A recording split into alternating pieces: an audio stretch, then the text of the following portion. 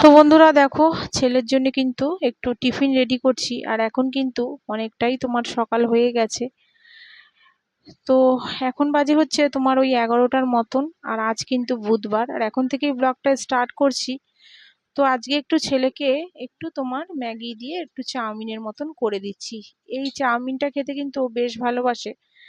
তো ম্যাগিটা প্রথমে একটুখানি নুন দিয়ে ফুটিয়ে নিয়েছিলাম, তারপরে একটু বাদাম, পেঁয়াজ, আলু দিয়ে কিন্তু দেখো চাউমিনটা রেডি করে দিয়েছি।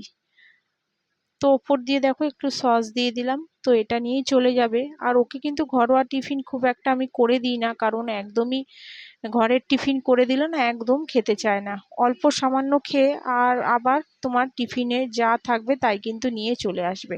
তো সেই কারণে ওকে কিন্তু বিস্কুট, কেক, কোন সময় একটু ফল, সন্দেশ এইসব দিয়েই পাঠিয়ে দিই। আর একদমই টিফিন খেতে চায় না। তো এগুলি একটু দিলে পরে তাও একটু আধটু খায়। তো রোজ রোজ তো আর এসব দেওয়াটাও ঠিক নয়। তো মাঝে মাঝে করে দিই, তো নিয়ে যায়। আর এখন দেখো 12টার মতন কিন্তু বেজে গেছে, ছেলে বেরিয়ে গেল স্কুলে। আর এখন কিন্তু ঘরের কাজগুলি করব। সকালের দিকটা আন্টি এসেছিল, তো সকালের দিকটা কাজটা করতে পারতাম। কিন্তু বেরিয়ে যেতে হয়েছিল আবার একটু রেশনে। রেশনটা অনেক দিন ধরা হয় না। তো শাশুড়ি তো এখন রেশন ধরতে যেতে পারে না। আর তোমাদের দাদা ভাই ওর সময়ের অভাবে যায় না, তো সেই কারণে আমাকেই নিয়ে যেতে হয়েছিল। তো তারপরে এসে ছেলেকে রেডি টেডি করিয়ে স্কুলে পাঠিয়ে দিলাম। তো সেই কারণে ঘরের কাজগুলি হয়নি। এদিকে তোমাদের দাদাভাই দেখো বাজার থেকে কত কিছু নিয়ে এসছে। আর আমিও রেশন ধরতে গেছিলাম, তো ওখান থেকে আমিও কিছু নিয়ে এসেছি, একটু পেয়ারা, লেবু, তোমার কলা, এই সমস্ত এনেছি। আর তোমাদের দাদাভাই দেখো আপেল, টমেটম, বাঁধাকপি, উচ্ছে, পেয়ারা, বেগুন অনেক কিছু কিন্তু নিয়ে এসছে। আর দেখো 2 রকমের মাছ নিয়ে এসছে।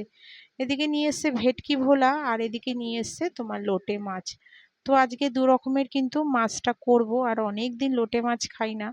তো খুব বেশি আনেনি, অল্প করেই নিয়ে এসছে, তো সেটা আজকে কিন্তু রান্না করব। তো ওদিকে সমস্ত তোমার বাজার টাজারগুলি যেগুলি দেখলে সেগুলি কিন্তু সব গুছিয়ে টুছিয়ে রেখে, একটু তোমার নুন হলুদ তো শাশুড়ি তোমার ও মাছে মেখেই রেখেছে। তো সেগুলি একদম রেডি টেডি করেই কিন্তু ঘরে আসলাম। ভাবলাম আগে ঘরের কাজটা পুরো কমপ্লিট করে নিই, তারপরে একেবারে যাব রান্নায়। তার আগে কিন্তু একটুখানি তোমার খেয়ে নিয়েছিলাম, টিফিনটাও সেরে নিয়েছি। বড় ছেলেকেও খেতে দিয়ে দিয়েছি। ও খেয়ে টেও ঠাকুমার ঘরে বসে একটু ফোন দেখছে। আর এদিকে আমি ঘরের কাজগুলি কিন্তু গুছিয়ে নিচ্ছি।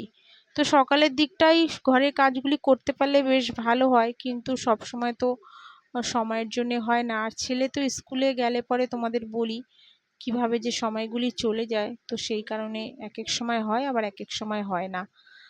তো অনেক দিন বাদে তোমার রেশনটা ধরতে গেছিলাম আজকে। আর রেশনটা না ধরলে পরে তোমার যে রেশন কার্ডগুলি আছে সেগুলি ল্যাপস হওয়ার ভয় থাকে।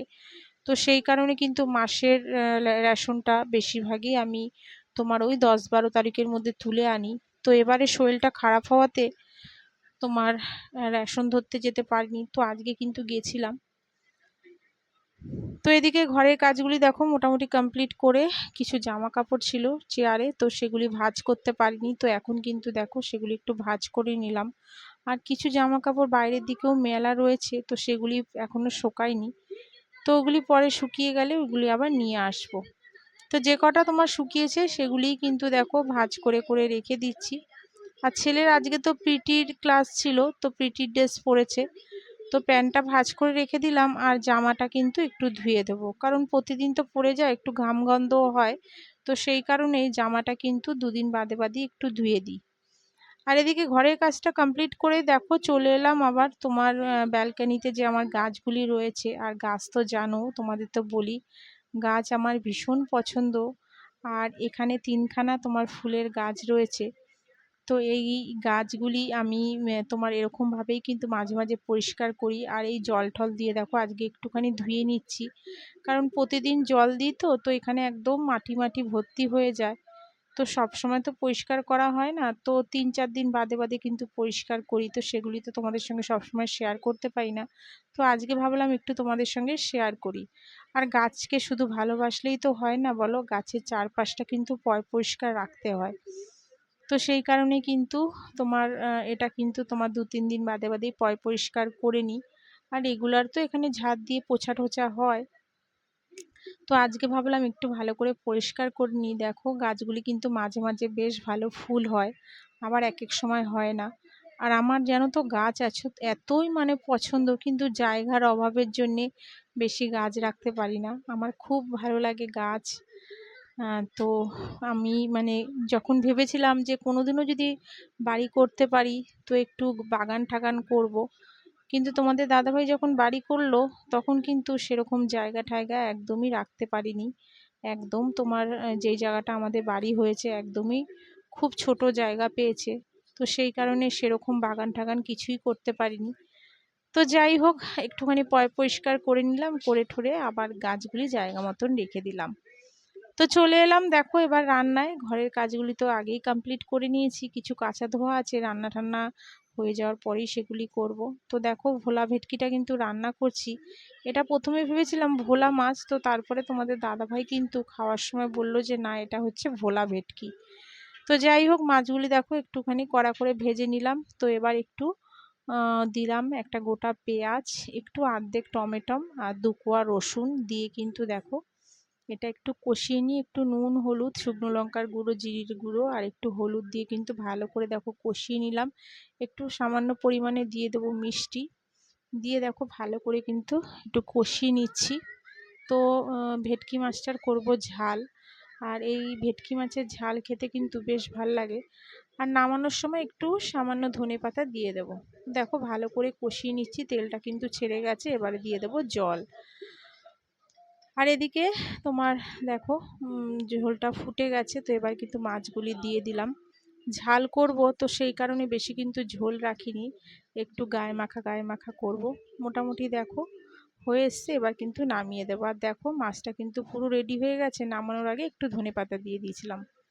আর এখন রান্না করব হচ্ছে লোটে মাছটা। আর লোটে মাছটা কিন্তু বেশ অনেক দিন পর তোমাদের দাদাভাই নিয়ে এসছে। তো আজকে কিন্তু সেটাই দেখো রান্না করছি। আগে একটু তেল নিয়ে ভালো করে একটুখানি সামান্য পরিমাণে একটু ভেজে নিচ্ছি, হালকা হালকা ভাজবো, খুব বেশি ভাজবো না। আর লোটে মাছ তো জানো একটু তোমার তেলের মধ্যে দিলেই এরকম জল ছেড়ে যায়। তো এবার তোমার মাছটা উঠিয়ে দিলাম ধুয়ে, এবার এর মধ্যে এবার একটু তেল দিয়ে দেব। দিয়ে আগে থেকেই তোমার একটু পেঁয়াজ কেটে রেখেছিলাম, পেঁয়াজ, একটু আদা, তারপর রসুন, তোমার একটুখানি তোমার শুকনো শুকনো লঙ্কা, তারপরে তোমার কাঁচা লঙ্কা, তো এই সমস্ত দিয়েই কিন্তু রান্নাটা করব, বেশ ভালো লাগে। তো তোমার পেস্ট কিছুই করিনি, সবই তোমার এমনি কুচিয়ে নিয়েছিলাম, শুকনো লঙ্কা, আদা, রসুন সব তোমার কুচিয়ে নিয়েছিলাম। আর শুধু শুকনো লঙ্কার গুঁড়ো, হলুদ গুঁড়ো আর একটু জিরের গুঁড়ো শুধু তোমার মশলায় দিয়েছিলাম। আর এখন দেখো দিয়ে দিলাম। পেঁয়াজটা একটু ভাজা ভাজা হয়ে যাওয়ার পরেই এর মধ্যে আদা, রসুন আর তোমার একটু লঙ্কা তোমার কোচানো দিয়ে দিয়েছি। আর এখন দিয়ে দেবো হচ্ছে মশলাটা একটু সামান্য কষিয়ে দিয়ে দেবো একটা গোটা টমেটো। আর এটা কিন্তু খেতে বেশ ভালো লাগে। অনেকে আছে তোমার একটু বেগুন টেগুন দিয়েও করে, সবজি দিয়েও অনেকে করে, কিন্তু আমার এরকম খেতে বেশ ভালো লাগে। খুব বেশি আনিনি, অল্পই এনেছিল। মোটামুটি তোমাদের দাদা ভাইয়ের, শাশুড়ির আর আমার মোটামুটি হয়ে গেছে। কারণ বড় ছেলেও বেশি ভালো খায় না, ছোট ছেলেও খুব একটা ভালো খায় না, আমরা তিনজনেই খাবো। তো সেই কারণেই অল্প নিয়ে এসছে। আর দেখো এবার দিয়ে দিলাম মাছটা। এবার একটু নাড়িয়ে চাড়িয়ে বেশ কিন্তু ঝাল ঝাল করেছি, আর মোটামুটি কিন্তু রেডি হয়ে গেছে। আর এতক্ষণে যেসব বন্ধুরা আমার ব্লগটা ধৈর্য ধরে দেখছো, তো প্লিজ রোজকার মতনই বলছি, যদি ভিডিওর কোনো অংশ তোমাদের ভালো লেগে থাকে তো প্লিজ একটা লাইক, সাবস্ক্রাইব করে আমার পাশে থেকো। আর যারা করে রেখেছো তাদের অসংখ্য ধন্যবাদ আর অনেক অনেক ভালোবাসা। আর কী কী রান্না করলাম দেখো, একটু বেগুনও ভেজেছিলাম, উচ্ছে ভেজেছিলাম, সেটা দেখানো হয়নি। আর হ্যাঁ, এটা হচ্ছে সেই ভোলা ভেটকির ঝালটা, দেখো কত সুন্দর হয়েছে। তোমাদের দাদাভাইকে খেতে দিচ্ছি, আর তোমাদের সঙ্গে রান্নাগুলি প্রতিদিনের মতনই শেয়ার করে নিচ্ছি। আর এখানে হচ্ছে তোমার সেই লোটে মাছটা, দেখো কত সুন্দর কালারটা হয়েছে। তো দেখো বেশ ভালো হয়েছে খেতে। তো চলো বন্ধুরা, আজকে মতো সবাইকে